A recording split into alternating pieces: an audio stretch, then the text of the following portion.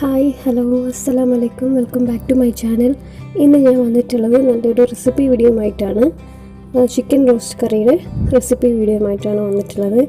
അതെല്ലാവർക്കും അറിയാവുന്നതായിരിക്കും.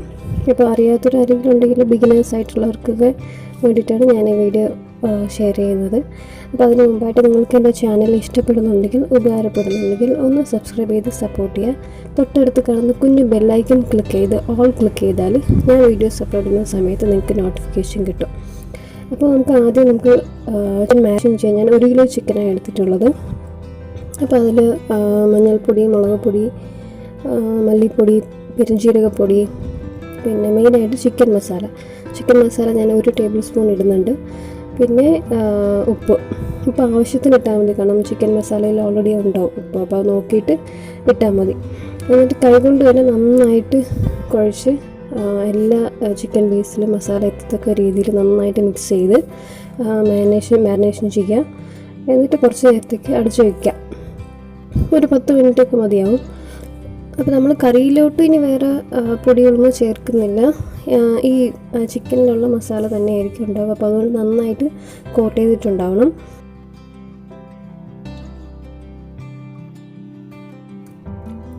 പക്ഷേ ഞാനിത് നന്നായിട്ട് മിക്സ് ചെയ്തെടുത്തിട്ടുണ്ട്. ഇനി കുറച്ച് നേരം നമുക്കിത് അടച്ചു വയ്ക്കാം. ഒരു 10 മിനിറ്റൊക്കെ മതിയാവും.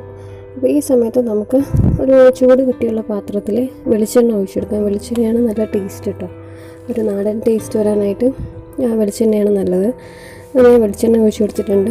അപ്പോൾ വെളിച്ചെണ്ണ ചൂടാകുമ്പോഴത്തേക്കും 2 പച്ചമുളകും കുറച്ച് കറിവേപ്പിലയും അരിഞ്ഞത് ഇട്ട് കൊടുക്കുക.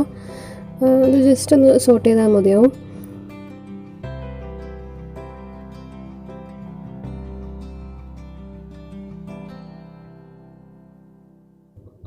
ഇനി 1 ടേബിൾ സ്പൂൺ വരെ ഇഞ്ചി വെളുത്തുള്ളി പേസ്റ്റ് ചേർത്ത് കൊടുക്കുക. കരിഞ്ഞു പോകാതെ നോക്കുക കേട്ടോ. എന്നിട്ട് നന്നായിട്ട് അത് ഇളക്കി കൊടുക്കുക. പിന്നെ ശ്രദ്ധിക്കേണ്ട ഒരു കാര്യം, ഇത് ലോ ഫ്ലെയിമിൽ തന്നെ കുക്ക് ചെയ്യുക. ഇല്ലാന്നുണ്ടെങ്കിൽ പെട്ടെന്ന് കരിഞ്ഞു പോകും. പിന്നെ ഇപ്പോൾ ലോക്ക്ഡൗണൊക്കെ ആണല്ലോ, എല്ലാവരും സേഫായിട്ട് ഇരിക്കുന്നു എന്ന് വിശ്വസിക്കുന്നു. അപ്പോൾ ചിക്കനൊക്കെ വാങ്ങിക്കാൻ പറ്റുമെങ്കിൽ വാങ്ങിക്കുന്ന സമയത്തൊക്കെ ട്രൈ ചെയ്ത് നോക്കുക. അപ്പോൾ ഇനി നമുക്ക് ചേർക്കേണ്ടത് 4 മീഡിയം സൈസ് സവാളയാണ്. അത് നന്നായിട്ട് വഴറ്റി വരണം, നല്ല സോഫ്റ്റായിട്ട് വരണം. എന്നിട്ടാണ് അടുത്ത ചേരുവ നമുക്ക് ചേർക്കേണ്ടത്.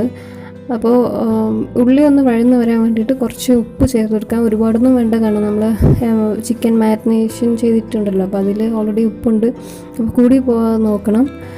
അപ്പോൾ കുറച്ച് ഉപ്പ് ഇട്ടിട്ട് നല്ലോണം ഒന്ന് ഇളക്കി കൊടുക്കുക. പിന്നീട് വേണമെങ്കിൽ നമുക്ക് ചേർക്കാം. എന്നിട്ട് അടച്ച് വെച്ചിട്ട് തന്നെ വേവിക്കുക കേട്ടോ. എന്നിട്ട് ഇടയ്ക്കിടയ്ക്ക് ഇളക്കി കൊടുക്കുക.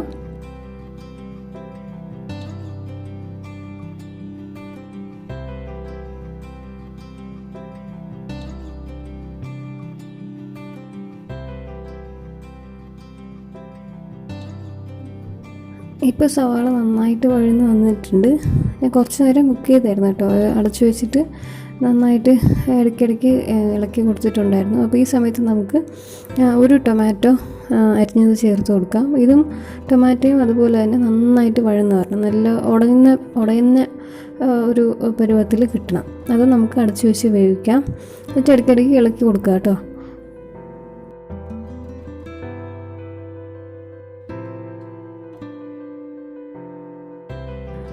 ഇപ്പോൾ തക്കാളി നന്നായിട്ട് ഉടഞ്ഞ് വന്നിട്ടുണ്ട്. ഈ സമയത്താണ് നമുക്ക് നേരത്തെ മാരിനേഷൻ ചെയ്ത് വെച്ചിട്ടുള്ള ചിക്കൻ ഇട്ട് കൊടുക്കാനായിട്ട്. അപ്പോൾ ഈ ഉള്ളിയും ഈ ടൊമാറ്റോയൊക്കെ വഴന്ന് വരുന്ന അത്രയും സമയം മതിയാവും, ഒരുപാടൊന്നും വേണ്ട. ഇനി ചിക്കൻ വെച്ചിരുന്ന പാത്രത്തിലോട്ട് കുറച്ച് വെള്ളം ഒഴിച്ചിട്ട് ഇതിൽ ഒഴിച്ചു കൊടുക്കുക. ഒരുപാടൊന്നും വേണ്ട, കാരണം ചിക്കനിൽ നിന്ന് ഓൾറെഡി ഒരുപാട് വെള്ളം വരും. അപ്പോൾ അതുകൊണ്ട് ഒരുപാട് വെള്ളമൊന്നും ഒഴിച്ചെടുക്കണ്ട. എന്നിട്ട് നമ്മൾ നേരത്തെ ചെയ്ത പോലെ തന്നെ അടച്ചു വെച്ച് വേവിക്കുക. ചിക്കൻ നന്നായിട്ട് വേവുന്നത് വരെ അടച്ചു വെച്ച് വേവിക്കുക. അപ്പോൾ ഞാൻ ഇടയ്ക്കിടയ്ക്ക് ഇളക്കി കൊടുത്തിട്ടുണ്ടായിരുന്നു. അപ്പം ഇതെല്ലാം ലോ ഫ്ലെയിമിലാണ് ചെയ്യേണ്ടത് കേട്ടോ. അപ്പം എന്നിട്ട് ഇടയ്ക്കിടയ്ക്ക് ഇളക്കി കൊടുക്കുക.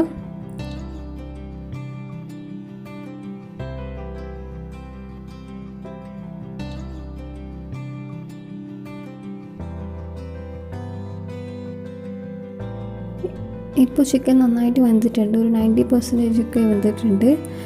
ഈ സമയത്ത് നമുക്ക് 1 ടേബിൾ സ്പൂൺ വരെ കുരുമുളക് പൊടി ഇട്ട് കൊടുക്കാം.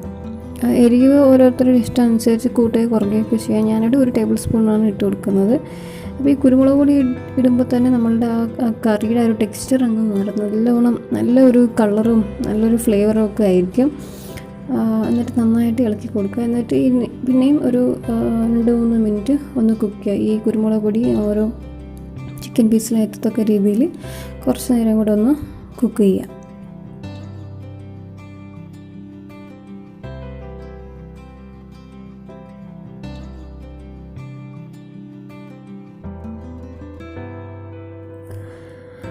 ഇപ്പോൾ നല്ല കറിയുടെ നല്ല എണ്ണയൊക്കെ തെളിഞ്ഞ് വന്നിട്ടുണ്ട്. ഏത് കറി ആയാലും എണ്ണ തെളിഞ്ഞ് വരുമ്പോഴാണ് ആ കറി പെർഫെക്റ്റ് ആവുന്നത്. ഇതെല്ലാവർക്കും അറിയാവുന്നതായിരിക്കും.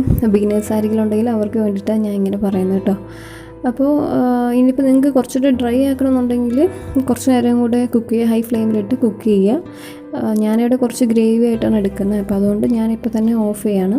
എന്നിട്ട് അവസാനമായിട്ട് കുറച്ച് കറിവേപ്പിലയും മല്ലിയിലയും കൂടെ ഇട്ടാൽ നമ്മളുടെ ചിക്കൻ റോസ്റ്റ് കറി റെഡി ആയിട്ടുണ്ട്.